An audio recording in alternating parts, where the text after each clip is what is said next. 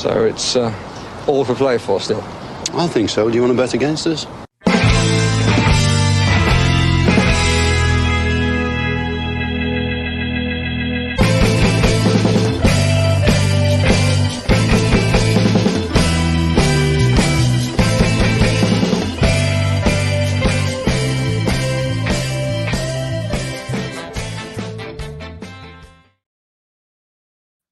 Just like Aston Villa's performance, I forgot to show up as well just there. Aston Villa 1, Chelsea 3, Villa no longer in the FA Cup, dumped out unceremoniously by a better Chelsea team today, a Chelsea team that played better, should I say, for longer periods of that game.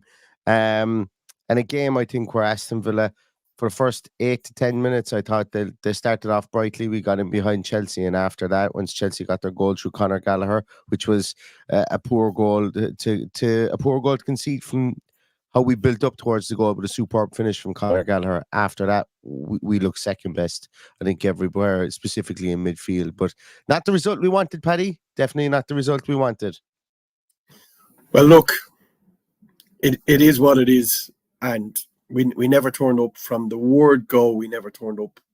It was as poor a performance as we've seen, and there is no excuses. The team was good enough that was out on the pitch.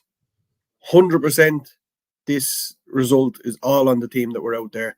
We had a midfield who were really, really poor from the word go. Couldn't make a pass stick.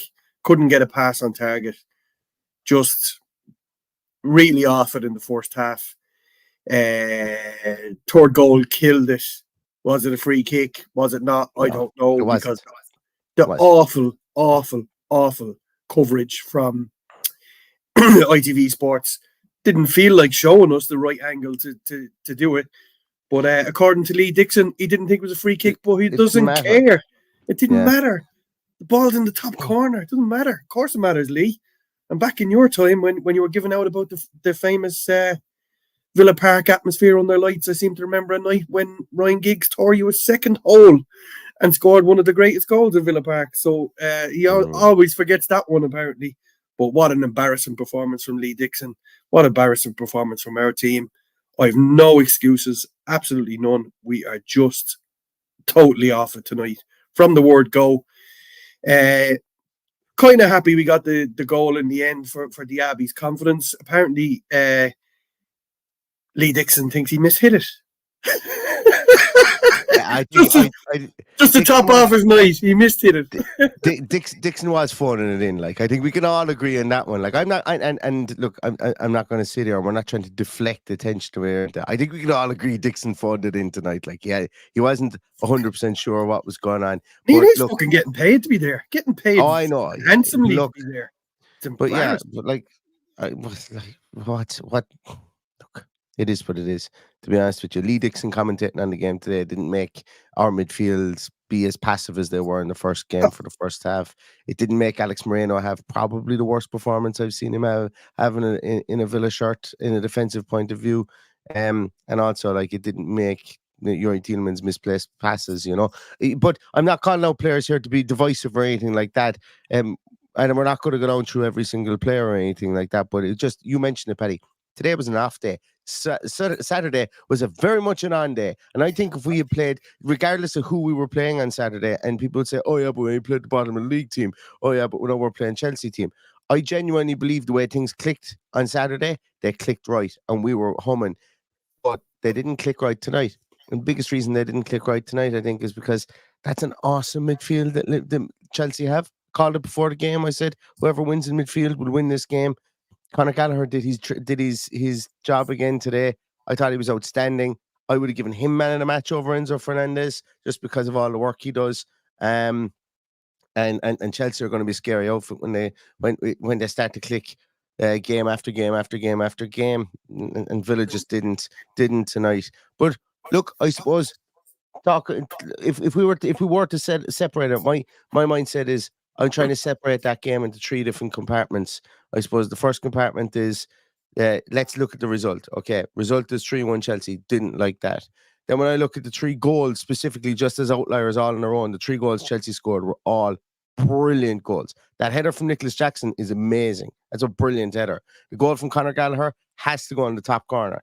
And the free kick from Enzo Fernandez and Enzo is just like, that's a worldly of a free kick.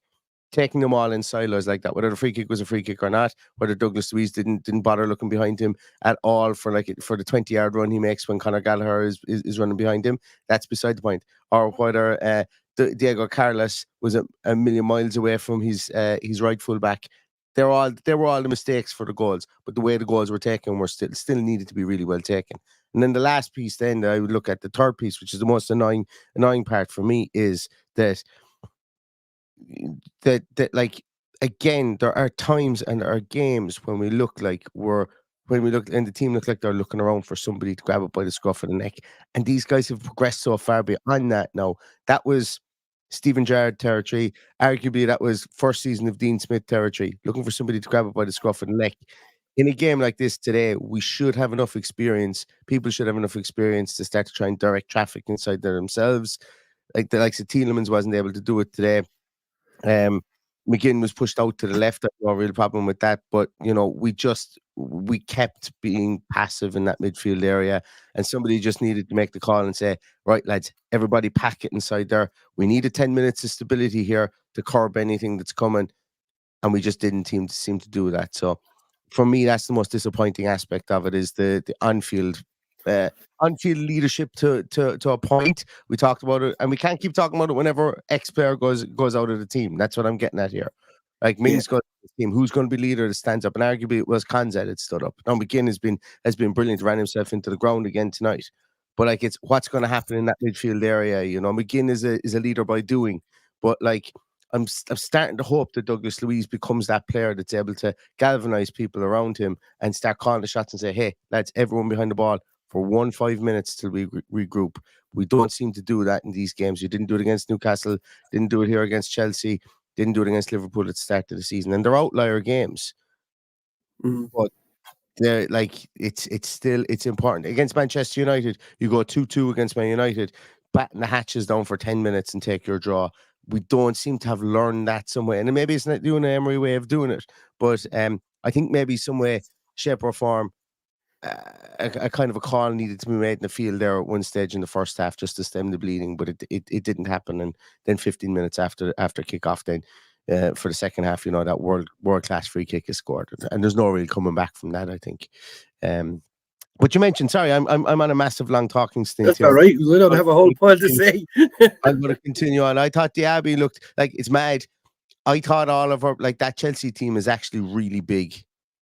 Is it me, or was it really big? I just thought they looked a big team.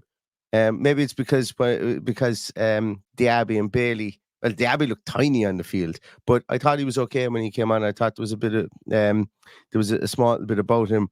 Like, there's fine margins there. Like, I'm going to say it, we didn't play well. It could have been 3-3. Alex Moreno, if it's anyone else other than Alex Moreno at the back post, he probably heads that ball in. Diaby's goal, Timur Bunum was in hard luck. I know they had one or two shots. Or that brilliant save from Martinez that will never be talked about. That one where he was on the ground and just sticks a hand up. 3-1. Yeah. Yeah, at 3-1. What a brilliant save. We did force some saves. Bailey had 2 shots that Petrovic had to save in the first half as well. We were not good, and I'm not making excuses, but if we're clinical with our chances, like Chelsea. McGinn probably should have done better with the chance that he was pushed over the top as well. Yeah. Look, we could have scraped people going in out of this today. And I think we look at it and say, oh, Aston Villa were absolutely useless. And I suppose there are parts of me that kind of, like, there were parts in the field where we were absolutely dominated and decimated or overrunning, absolutely. But the team does find a way of getting those chances. And, and some days we get those chances. Maybe at 1-1, we get it back to 1-1 somehow. After that, when they scored our goal, Watkins and Bailey link up, and Bailey has those 2 shots. Maybe we get back to 1-1 in that instance. But it didn't happen. I'm just talking about here that we did have chances in that game. And it could have been a 3-3 game. And we probably would. Well, there's no probably. But we wouldn't have deserved it if the whole game played out, other than Alex Moreno's header goes under the crossbar and Timur Bunum heads it into the ground and it bounces up into the roof of the net. Things like that. And they're kind of that's kind of what happens in cup football sometimes. A team gets a draw out of nowhere, and they're not playing well. And anyway, I've talked too much. Well, I'll tell you who's talking too much. A lot of people in the comments, because if you feel the need to go in hard on one player in particular, there's something wrong. We lost the game in midfield from the start. Yeah. They dictated the tempo of the game, and they won the game because of it. It was all three players in midfield at fault. As a result, I think so too, yeah. we had Leon Bailey drop him back into his own half, and then trying to turn forward and nothing there, and then turning back into trouble. It's just if one cog is not working at this level of the game, you're in trouble.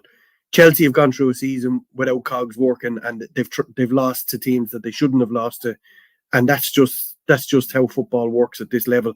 It's not a one player. He can carry one player if they're having a bad game, you take him off. But like, what was Unai Emery to do at halftime? Eeny, meeny, miny, mo, and take one of them off because they were all at fault. Yeah, you know? I like probably look if you were to ask me who would have got the curly finger at halftime to change up how midfield was working, it was probably Tielemans. But that's the pack. Like if we go in at 1-0 and go, okay, Yuri, come on, take a step aside. Let's bring someone in that's maybe that probably has a small bit more about him to get around the field. Tielemans was caught between two stools tonight. Like against Sheffield United, brilliant at the weekend, brilliant. The way he played, how we got him into space. Caught between two stools. They didn't take a blind bit of notice of him tonight, and they just plowed past him. Like the whole idea of playing him up there, I think, was to keep a Casado or somebody back there to marshal him after his performance at the weekend. But what they did was they went, no, hold on a minute here. We're going to go right at the other the other two lads, because McGinn was out wide a good bit. Going to go at these other two lads here and have a 3-on-2 in midfield, and that's what happened. And you know, the plus and the minus there is that, you know, I still have faith that Luis and Kamara can marshal a 3-man midfield like that. And then we have that break with Tielemans. But the big problem was, once again, hey, everybody mark it in their bingo card. When something like that happens and Conor Gallagher pushes both Luis and Kamara so far back, the space between Tielemans and the space between Luis and Kamara gets so disjointed that we can't have that quick attack through the middle. And we have to go wide, and then it gives them time to regroup. So there's a bit of tweaking to be done there. There was a bit of tweaking to be done. If we're going to, like, Tielemans will always be that player that's either going to be, I think, as he goes forward in this team, he's going to be sublime one week, and if you get enough of the ball to him, he can get in tempo. He's going to be brilliant. But if he can't, he may be a bit of a bit of lead, and that's fine. And it's not like, I can see what he does right well, and this is me kicking him or anything like that. It's just today it didn't work for him because we couldn't get the ball up. We couldn't get the ball to him or Watkins, and their midfield was just better than ours. It just really was. It was better on the day. That's where it all came from. Like their midfield was so good and they were so compact in the middle. Our fullbacks had to come in. I mentioned that I thought that Alex Moreno was poor tonight, and he was in a defensive point of view. And the reason being was because he had to get further up the field to try and defend. And you see it for the second goal was at Malagusto's run, just saunters past him. And that's not, once again, not digging out Moreno. It was because our midfield was crumbling that other people then were forced to come into other positions, and it just didn't work. It left us open in areas, and Chelsea were clinical. Yeah. So go back to your first part of the rant about your curly finger. My curly finger would have been to Boubacar Kamara in the first half. Maybe, I just thought everything he turned touched the mush. Couldn't make a pass stick or pass it even into feet. How many times he gave the ball away, I lost count. Look, I honestly think we've got bigger fish to fry. Not that I'm undermining the FA Cup. I would be much more pissed off if we have this performance on Sunday. And there's a huge body of work to get through before we put 11 players on that pitch on Sunday. I think if we do this on Sunday, then the cradle starts to rock and we're in trouble. That is my overriding emotion after tonight. If we put in another performance like that, it means we've done it at Chelsea, we've done it at Newcastle, and then Manchester United in the space of a few weeks. That cannot happen on Sunday. It needs to be a masterful performance on Sunday. And where we're going to pull it from, I'm not so sure. I'm very downbeat after watching that tonight. But look, I will say, Paddy, you do get very down after last. This is me criticizing your anything, like, but I oh, think shit. like we've been in No, I situations take where, it. like I this. take it. I I take it think a very lot of hard. people are very down after this, but Yeah. this doesn't affect our Champions League aspirations losing tonight. Yes, it might And that's affect what I'm morale. telling you about Sunday. This Yeah. tonight didn't bother me as much as Sunday. As much as I hate losing to that shower who spend £1 billion on players, it kills me. It absolutely kills me. But I'll get over this one if the performance is up to scratch on Sunday, because I really, really feel that a loss or a bad performance on Sunday, it resulting in a scoreline like tonight, could set us back big time, considering the players and leaders that are missing from the team. So we need to regroup. We need to get ourselves together and set ourselves for Sunday. I said to you off air there was a reason why I wasn't overly pissed off tonight. It occurred to me after we booked our live podcast in Birmingham on April 19th that if we got to the FA Cup semi-final, we'd have no game to watch in Birmingham that weekend. That's right. Yeah. That's right. So, yeah, because the match will be moved. Yeah. Whoops. So as it stands, ourselves and Bournemouth are now out of the FA Cup. And also, I booked my birthday trip to go to West Ham away. And that wouldn't have happened if we'd have won. Anyway, there you go. And Paddy's Day as well. Yeah. Yeah. Look, I need to. It's just we need to regroup for Sunday. It's I cannot underestimate or overstate how important Sunday is now. I think it lays down a marker to everybody else if we can go and overturn what happened on St. Stephen's Day, Boxing Day, and get a result against Manchester United at home. We know we can do it. We know we're more than capable of doing it. It's just now up to the maestro to get this team pouring and ready for Sunday. And it's going to be difficult after that.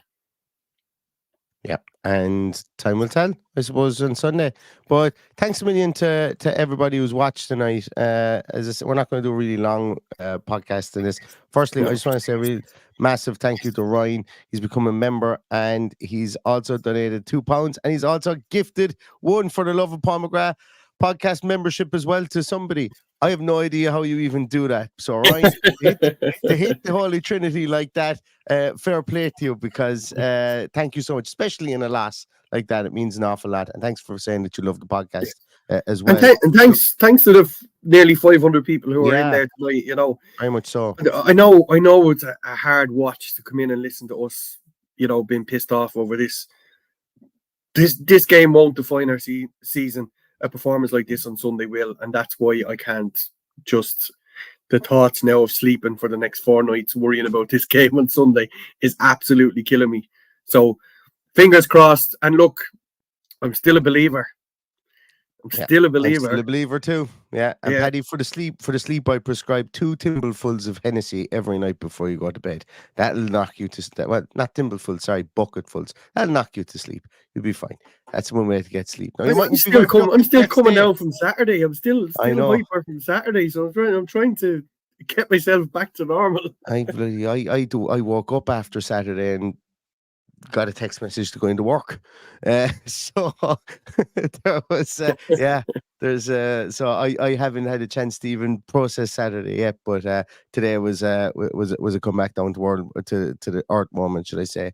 But just for anybody, look, try maybe to put a smile on people's faces. On Friday we will be sharing Friday at I think it's 9 o'clock. It's scheduled to go out for our live podcast with Paul McGrath.